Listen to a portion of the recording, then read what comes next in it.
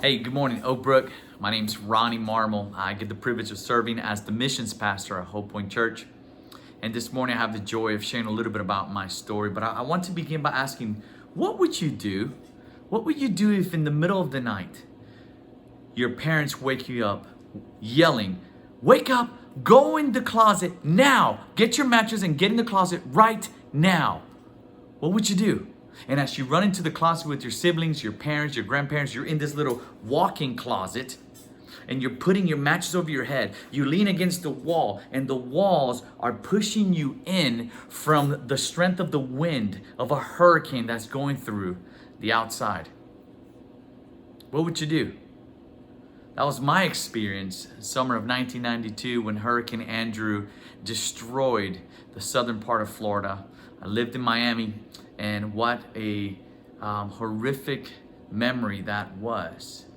And let me tell you what I did. Let me tell you what my family and I did. In the middle of this, as the winds got louder, as the winds got stronger, as we would hear the windows breaking, parts of the roof flying off, and we were holding on to the door, holding on, what we did was we began to pray and make promises to God, promises that we weren't intending to keep. We began to pray, God, please, if you only get us out of here, if you only save us, we will begin to go to church. And we will begin to know you and to follow you. We will begin to do this and that. Well, God in his mercy did spare my family. And about 6:30 in the morning when we walked out of that closet, we looked around to what looked like a war zone. Just miles and miles of destruction in our neighborhood, in our city. Portions of our house was completely destroyed. My house split in half, and only by the grace of God were we spared. But I do remember that night, just like it was yesterday. Let me give you a little history prior to that. I was born in the Dominican Republic and raised in Miami, Florida. And we grew up as a cultural Catholic family, which means that we knew a lot about religion, or somewhat about religion, but we weren't followers. We weren't devoted to anything. If there was a religion in my family, that would have been baseball. My father was a former player back in the DR. I have three brothers, and all four boys played baseball. I have one brother that still plays baseball. And if there's something we were devoted to, that would have been baseball. I knew that baseball was going to be what I did for the rest of my life. And after this tragedy of going through Hurricane Andrew, just after a few months, things got back to normal in our lives, and the promises we made were never kept. And we began to chase after the things of the world, including baseball. By my senior year, was drafted and by the Colorado Rockies and had several scholarships to go play collegiate baseball at four-year schools, D1 schools, which I chose to do. And for the next 4 years, I embarked in this journey of living this life as a college athlete, doing the things and chasing after the things of the world that the world promises, only to find out that they were not going to fulfill me. They were going to leave me empty and longing for more. But it was my senior year, most important year, because the draft was coming up. I was throwing down to second base. I was a catcher, and on a throw to second base, I heard a loud pop, and excruciating pain came through my shoulder. Found myself sitting in a doctor's office getting scanned, and then hearing the words from a doctor that said, you're not going to play. I had my bones shaved. I had 3 screws put in, and they had to retie my labrum. My arm just never came back strong enough to continue my baseball career. So I ended up hanging it up. That was May of 2001 when I graduated college, not knowing what I was going to do. The things of the world that I chased that were not fulfilling were no longer there. Baseball, which I loved and wanted to do more than anything else in the world, had been taken away. I could no longer play. So what was I going to turn to?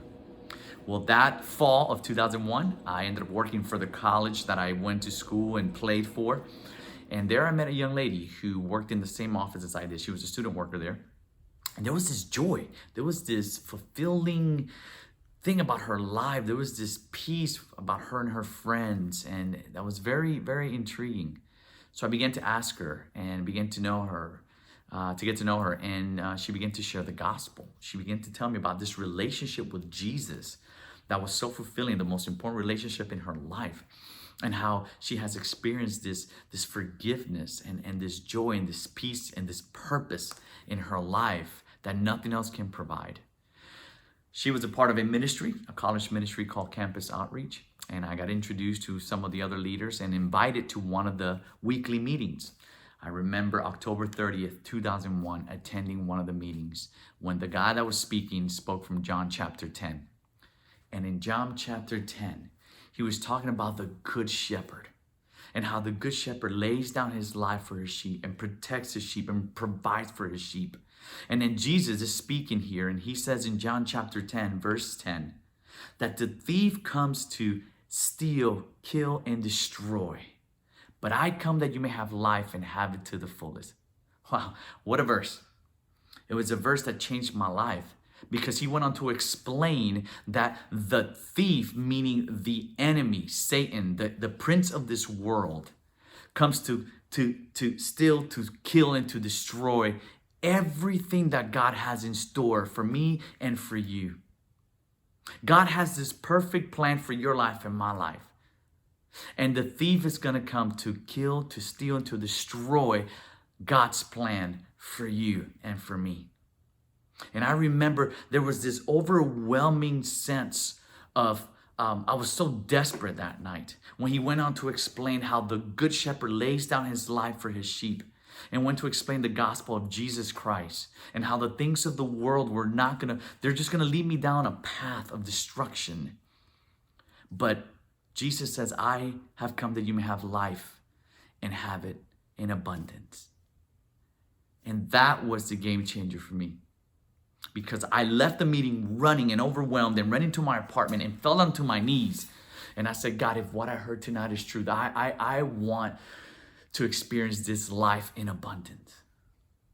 I want to have joy. I want to have peace. I want to have forgiveness. I've made bad decisions. God, if it's true that you have this perfect plan for me, I'm tired of running to the things of the world, and I'm running to you tonight. And October 30th, 2001, God changed my life.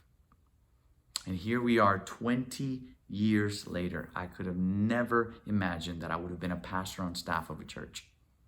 But God had a perfect plan for me. And this is the way I want to explain it to you. I want to leave you with an illustration. The illustration is this.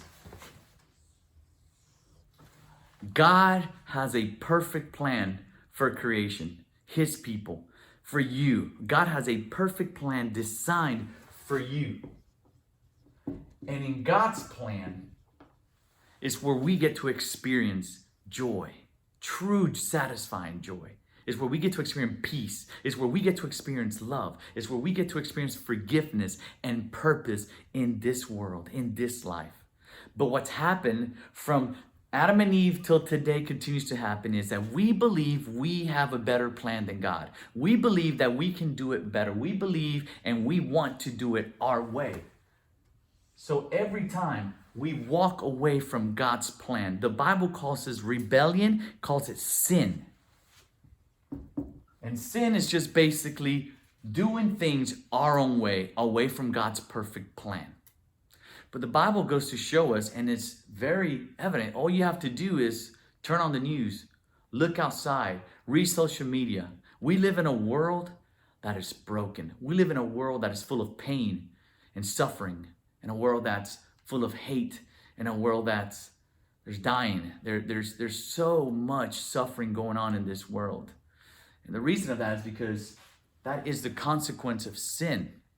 When you and I choose to walk away from God's perfect plan, the Bible says that it will lead us to a path of brokenness and destruction. And what do we do to try to fix this brokenness? We begin to chase after things, trying to fix it. For example, fame. Maybe we chase after relationships. Maybe we chase after significance. Maybe we chase after drugs or alcohol. Maybe we chase after whatever that thing may be. But the problem is this: the more we chase after these things, trying to fix our problem, the more broken we end up. Why? Because you and I cannot fix what we've broken. And that is the message that the gospel gives us. That God says, you have rebelled from me. I have a perfect plan for you. And now you're separated from me from now and for eternity. But, God says, I love you too much to leave you that way. So God provides a way for us to experience forgiveness of the things we've done to try to please our desires away from Him through His Son, Jesus. The Bible tells us that years ago, Jesus came and he served people and He stood up for people and He spoke for those that couldn't speak and he loved people and He healed people. And the same people that He did that for were the same ones that ended up crucifying Him. Why did they crucify Him? Well, they crucified Him because He said two things: that He was the Son of God and that He can remove the sins of the world. So they crucified Him. And because of that, because He said that He was the Son of God, He can take away the sins of the world, and that He will resurrect, then He was put on a cross. And sure enough, 3 days later, He did walk out of that tomb, which proved who He was and the power He had over death. That is beautiful, because God is saying, because you've rebelled, you're in a broken state separated from me. But because of Christ, He has come to give you life and give it to you in the fullness. So He says, I've provided a way. And that way is for you to turn away from your ways and begin to follow Christ. And when we do that and we surrender our lives to Him, then two things happen. We begin to grow and we begin to go. We begin to grow in our understanding of who He is. And He begins to send us. We begin to go as part of His perfect plan back into our broken world. 20 years ago, I had no clue that I would be sitting here sharing this same story. That is the redemptive story of God.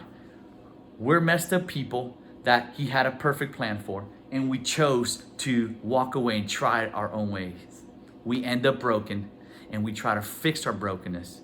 And the more we try, the more broken we end up.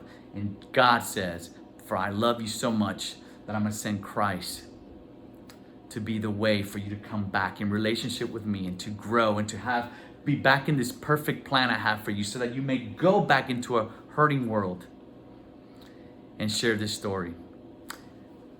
Following Christ does not mean that we will not have problems. This earth is broken and we will die in a broken earth.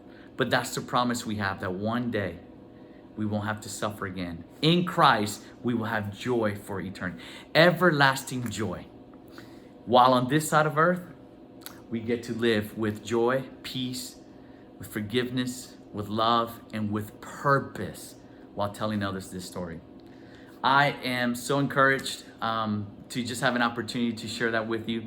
If you have any questions, feel free to reach out to your teachers or someone at your church, but just know that there is a perfect plan for you, a perfect plan that a sovereign God has for you. Don't miss out on it. God bless you. See you next time.